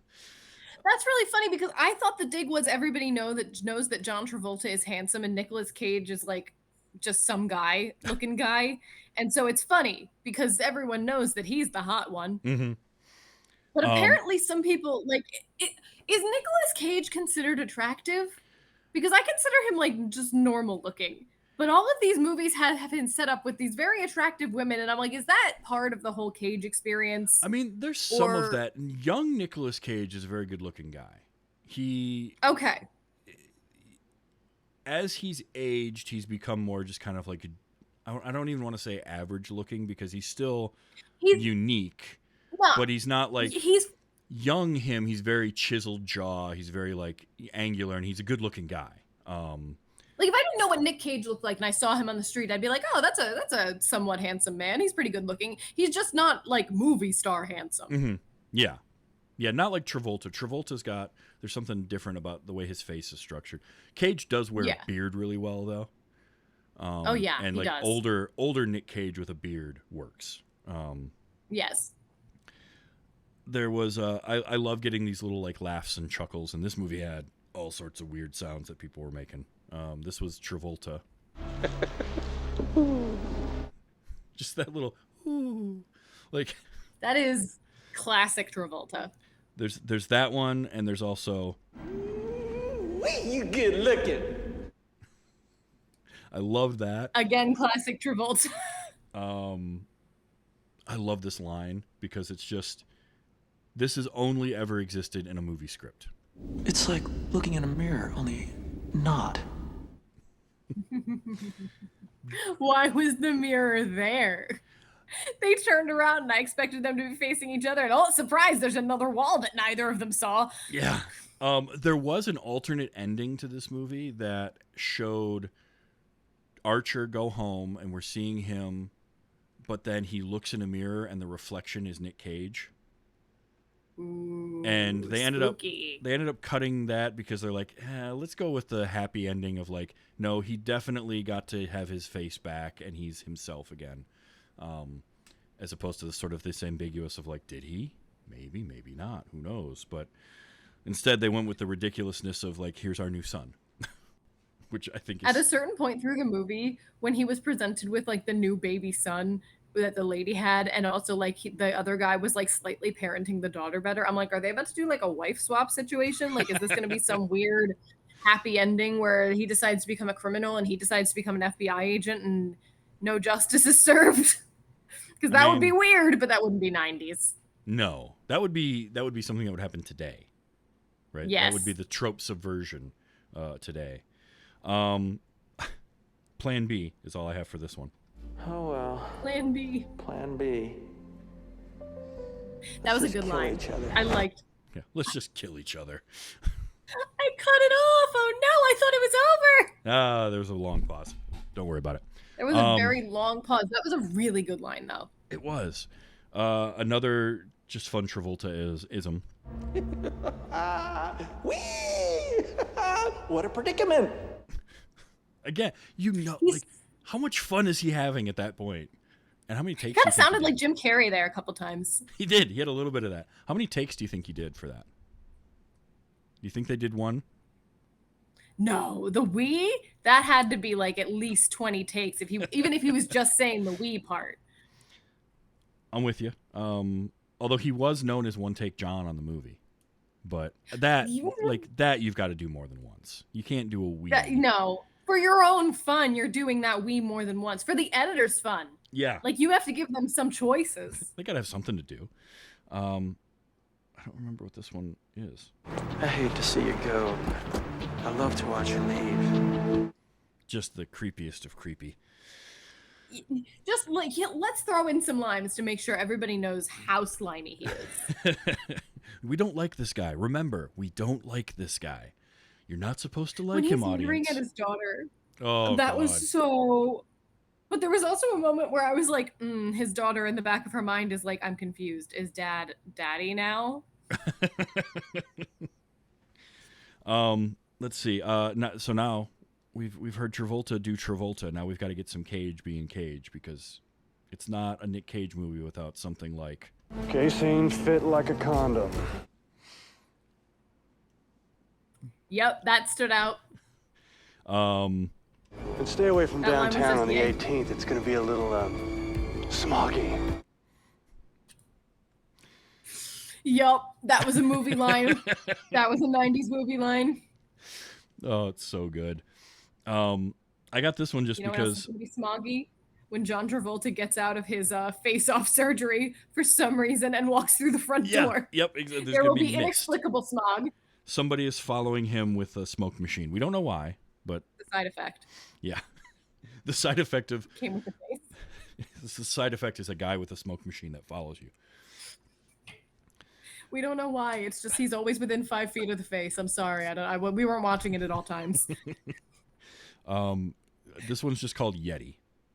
And I think it's just because they use the word Yeti in the movie. And so if it's not in context of an actual like movie about a Yeti, it makes me laugh. I don't even know why that fucking Yeti jumped me yesterday. And it's funny because he's calling him a Yeti, and like Dubov is like 6 inches shorter than him. They're making. I'm like, that height difference isn't right. You're the Yeti. You are totally the Yeti to that guy. It's like, they were gonna cast somebody that was 6'7" and decided not to. I guess like the character was written to be that, and they're like, nah, this guy's better. Okay, so like was he exceptionally hairy? I would have accepted that. Yeah, but he was balding, so that doesn't even work. No. I would bald eagle? No, not even. That's a compliment. Move on. This I have just labeled as cage noise, so this should be fun.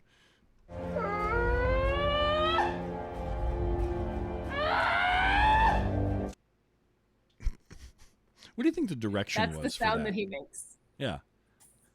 Like, I don't think there was direction for that. I think he was like roll camera, or it was part of the scene and he just made the noise. Like, I do not think anyone told Nicolas Cage to make I don't think he has to be told to make those noises. No, you're probably That's right. probably part of the package. They did say that he didn't like seeing the makeup for when he had no face, so they like made sure there weren't reflective surfaces. There weren't like mirrors I also on set. didn't like seeing that. No, it was I am glad they didn't overdo showing it. Like they would give you the flash and then move away from it, and it makes it worse. Like it makes it so much worse to just see your brain fills in the blanks. Yeah. This one also is labeled cage noise, so there's just more cageisms. Oh, that's him yelling die. I have one called Laugh-ish, so I think I remember this.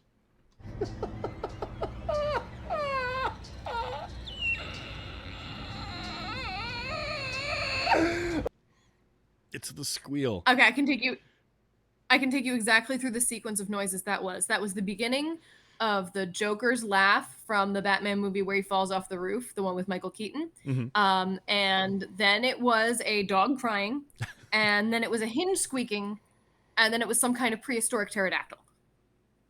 And then I think it might have been like a little hiccup. So I'm pretty sure that they must have used Nick Cage for Jurassic Park sound effects, right? Like they just had him come in and record. Like, Nick, we need a velociraptor. All right, I got you. No problem. No problem. I can do that.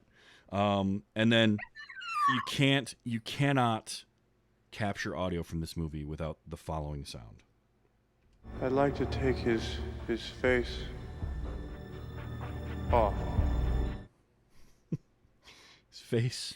At that point, I wrote in the top of my notebook, they said the name of the movie! It's there's the title, roll credits. Which then followed up with Dietrich just saying, No more drugs for that man. That was a good line. Such a good line. This movie's just fun. Did you have fun with this? It sounds like sounds like you had fun. So much fun.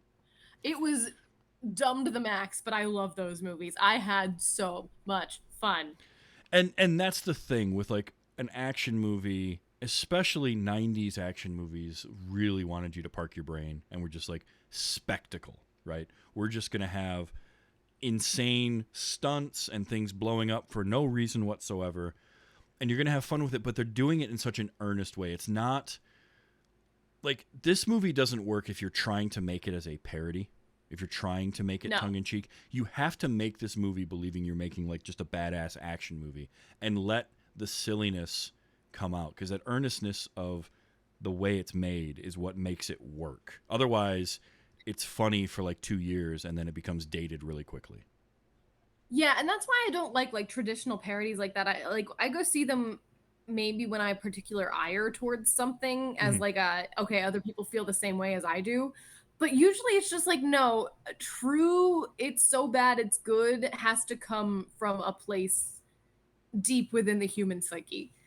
There's a reason that it's so bad comes back around to it's good, and it's intimately connected to the fact that, okay, somebody cared about this so much that they put it on a camera. Yeah, like I am firmly of the opinion that parody works when you are taking the piss out of something that you love.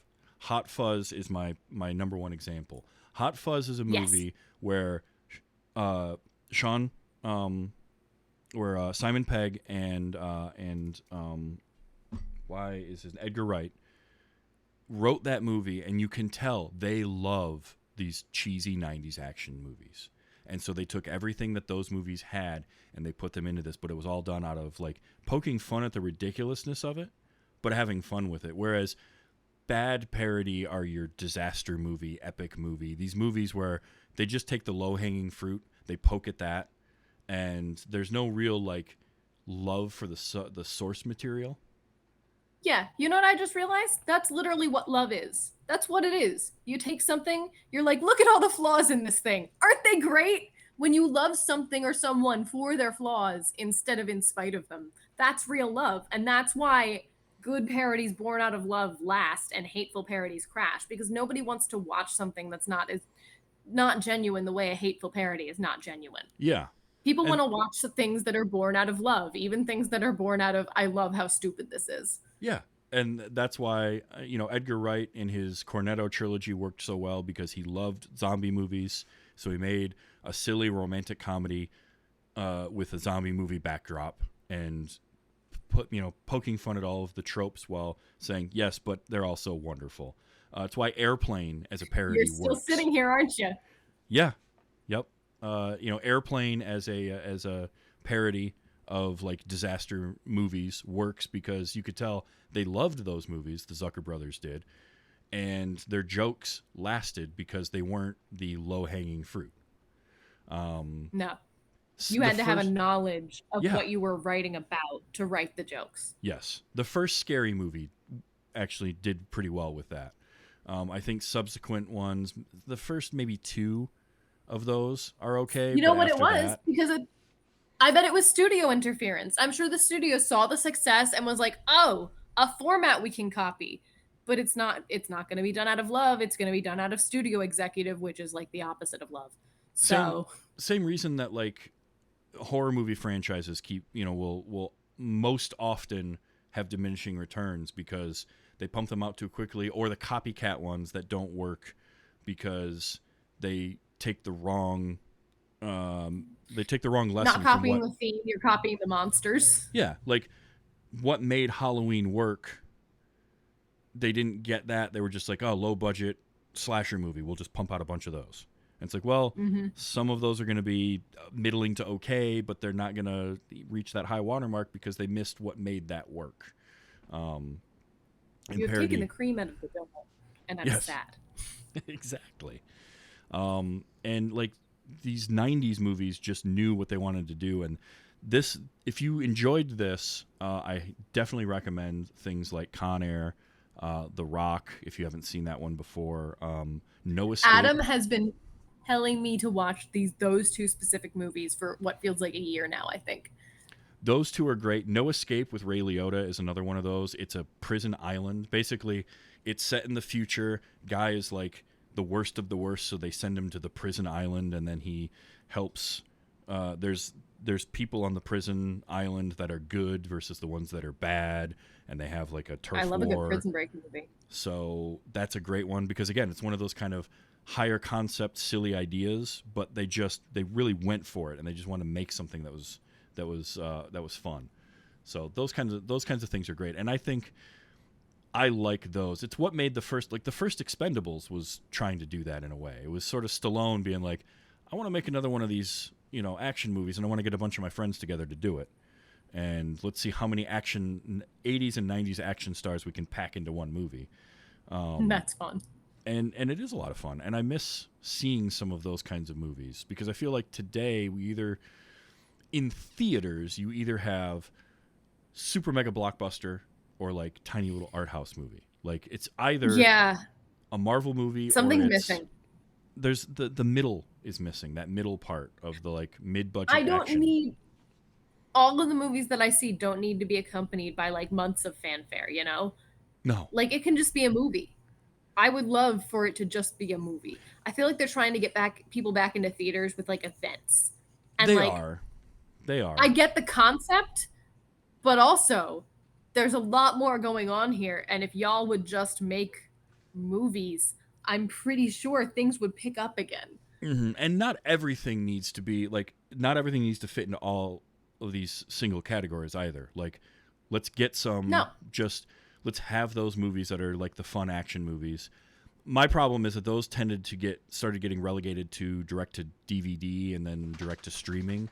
And who's even going to watch them then? Yeah, and what ends up happening there is there's so many of them getting pumped out that you have to sift through to find the ones that are worthwhile. Whereas it used to be, there was a time where this type of movie got made, and the knockoff versions of it or the cheaper versions of it, you sort of already knew that because they were the ones that were direct to video.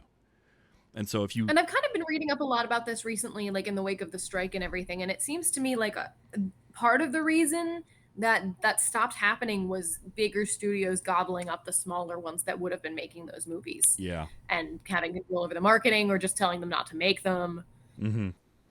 We have seen, like, there's been the renaissance in the last, I would say, 5 to 10 years in horror with studios. Yeah, there has.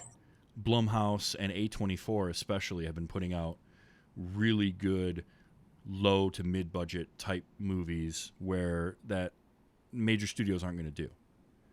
Or like I just saw Talk to Me, which was A24 put that out. They caught it at an Australian film festival and distributed it, and that movie was really good. But it's the type of movie that if you don't have a place like A24 or Blumhouse to put that kind of thing out, we wouldn't see it. We would never know about it. So I'm glad we're seeing that in horror. I'd like to see that come back in some of the action cinema too. And that's where I think renew the accords. Yes. Split the studios back up.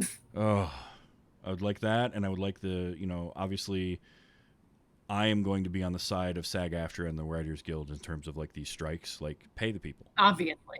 Like, absolutely pay the people, because I love good entertainment, and you're not going to have that without good writers and actors.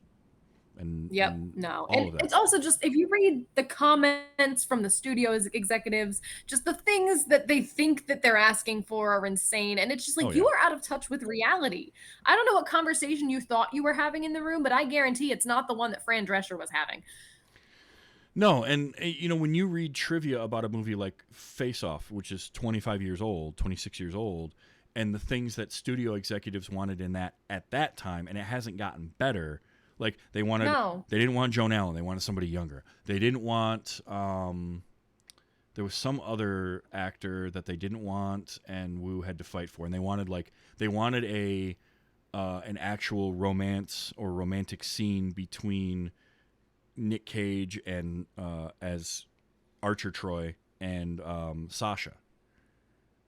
Like, they wanted that to be toppings on pizza. Yeah, that doesn't work. We don't need that, and that character wouldn't do that either. Like, we got as close as we needed with the way the story was being told. So, like, there's all that kind of stuff where it's studio executives saying, "Oh, we need to have that here." It's why, and they're always saying the same things. Yeah. Since before I was born, they've been saying the same things. It's like, dudes, when are you going to realize that the films that succeed are doing it in spite of you? Mm-hmm. Yeah, and unfortunately, they have the money, and that's the hardest part of it. So, I'm hoping that these strikes can go. They're going to go on as long as they need to, and I'm fine with that. But I want to see, the actors and the writers and everybody. It's a collaborative process. All of these creatives deserve their piece of that collaborative pie. And just give us good stories, and keep them. Stop interfering. If you are not a creative person, stop. Just because you're signing a check doesn't mean you get to say how the movie is being made. Hire a director and let them do their job. Stop getting in the middle of it. Yeah. Stop going down there. Just don't look at it until it's done. Yeah. Or until it's nearly done. It's the Jerry Jones effect, right? As the owner of the Dallas Cowboys, but he wants to be making decisions. Like, no. You stay up in your luxury box and just sign checks and let the people you hired do the jobs you hired them for. This is an investment, sir. You're playing like small dice and gambling here. You're not suddenly a football man. Like you didn't get to cast a magic spell and now put on the helmet. Right. Your money can't buy everything. Exactly. And unfortunately, these guys need to learn that. I also think we need to get more diversity in the money people. That's another big thing. Yes. Oh, I mean, that's another reason to renew the Accords, because you can't get more diversity in the money people when everything's getting laterally bought up by like 5 companies. Mm-hmm. So like the people in charge are going to be 5 guys who are going to get progressively worse the more zeros get into their bank account. Yeah. Yeah. And it's why I really enjoy seeing, the stuff that's coming out, that even if it's a movie that I personally am not interested in, like, Oh no. if it's a thing that I am not personally like latching onto in terms of the theme or the story, I still want to see, directors, producers, writers, stars, all of this of a diverse background. Yes. Oh, yeah. So I cut out in the middle there, I think, by the way. I don't know if that happened for you too, but my screen just kind of blipped. Nope, you're away, fine. But I'm So back. Okay. well, seriously, thank you so much for being on. This was a ton of fun, and I'm so glad you got to see this movie. And by the way, real quick, too. Con Air and Face Off, we've mentioned those a lot tonight. They premiered in theaters 3 weeks apart because they were shot. Nick, what were you doing? They were shot basically consecutively. He did Con Air, and then he rolled right into Face Off. And Con Air hit theaters like June 6th, and Face Off was June 21st. And to be a reporter that summer. and both of them made over $200 million in 1997. So Wow. Nick Cage was a box office bankable star, like a star at that point. Wow. But I'm so glad you got to see this, and you need to dive down more than Nick Cage. I will happily do so because the man's crazy in the best way I can imagine. Thank you so much for having me on and for making me watch, again, the masterpiece that is Face Off. Now, I know when I talked to Adam a few weeks ago, he said that you all were going to be looking to get Made You Watch going again. I know some things have happened since then, but is that still kind of in the pipeline of something you want to get going? Yes. We're on hiatus. We've been on hiatus. It's been a rough time, Adam and I, finding jobs in this market. Mm-hmm. I had one, I lost one. I'm looking for one again. But we want to get it going again now that summer is kind of in full swing and we've got our travel out of the way. So no official announcements as to when we'll be back yet, but I will tell people who are interested to follow us on Twitter or whatever the hell it's called now. No, you know what? Screw that. I refuse to call it whatever the heck Elon Musk wants me to call it. If he refuses to stop dead naming his own child, I'm going to dead name his website. There you go. So you can follow us at Made You Watch a Podcast on Twitter. Follow me at Spoopity Boop, and I will spell it out because it's a silly Twitter name, SPOOPITYBOOP. And you can follow my co-star, Adam, @_mock, and we will be announcing when we will be back. Excellent. And in the meantime, you can go back and listen to old episodes. It's a fun show. Yes. I mean, I love the concept. You can find us anywhere you can find your podcasts. I am in my late 20s. Adam is in his early 40s. We did not see most of the same movies, but we love sharing them with each other. Yeah, I love that idea. It dovetails off of what I do here really, really well. And it's I really enjoy this kind of thing where I get to show somebody something that either I have seen before or I have a connection to. And I love being on the receiving end of that as well. I just got to do that a couple weeks ago with my second ever Wes Anderson film when I saw The Life Aquatic for the first time and just loved it. And my two guests, Amy and Phil, it was like their favorite movie. So they got to be, that's so fun. They got to make me watch that, and I had such a blast. And I was like, I just want to watch everything Wes Anderson now. And so I love that concept. So Made You Watch a Podcast. Check that out. Follow them on Twitter.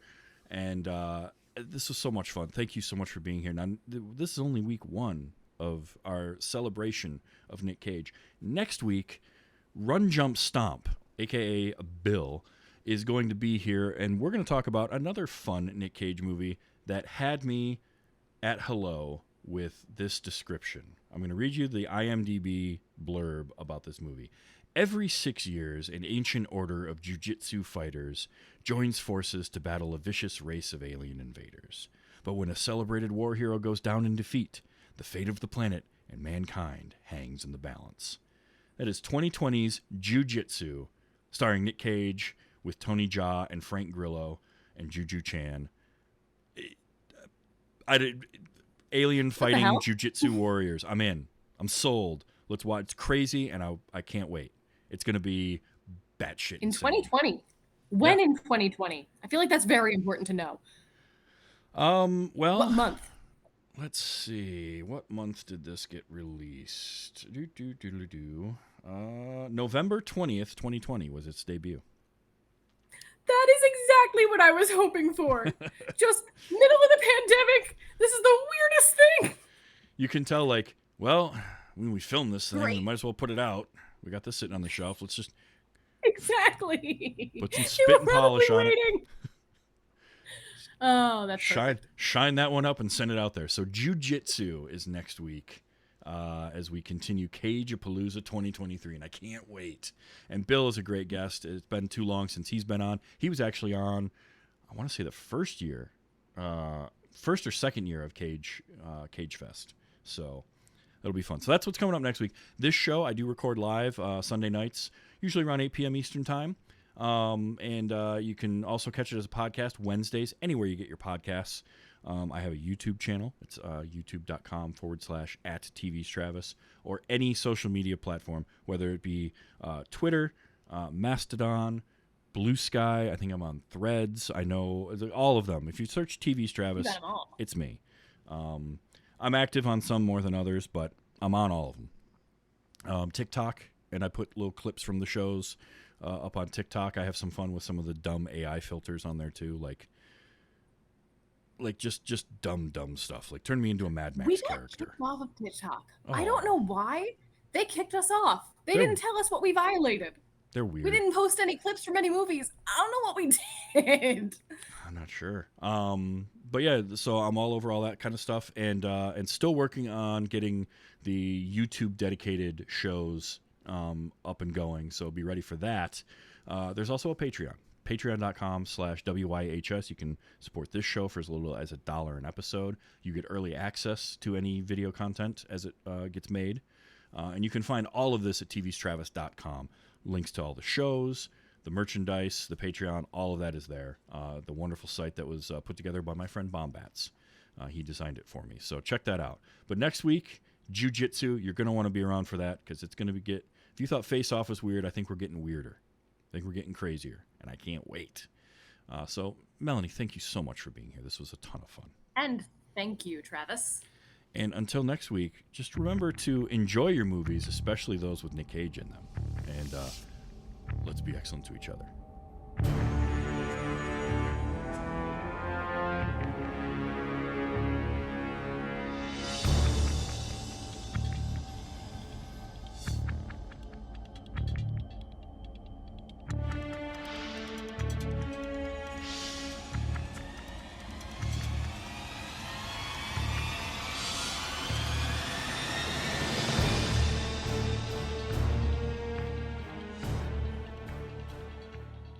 Excuse me, I have to use the little boy's wee-wee room.